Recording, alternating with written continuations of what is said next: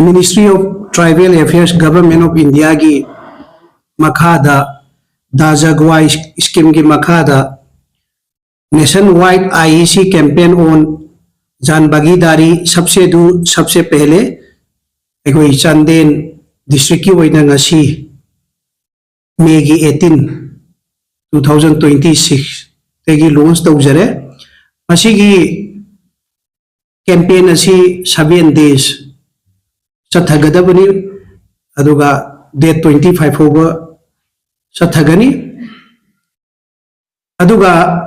हाना अखोई हाइरिबे scheme मसीगी मखादा 91 villages लई चांदेन district की मसीदा अखोई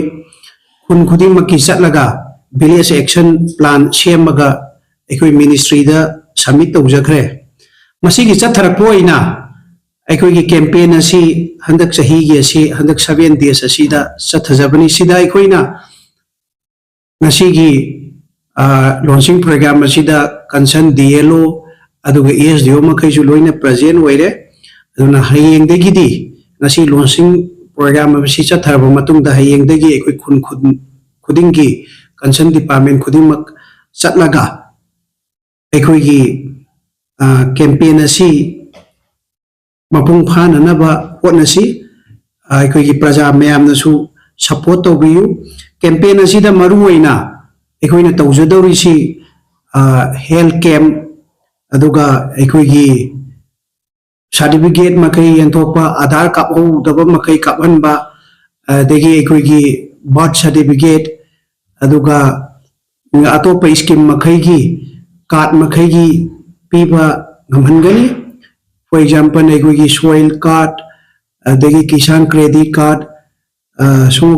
अदुगा अतोपा अखोई की सोशल वेलफेयर की स्कीम दा लैरिबा अखोई कार्ड मयामम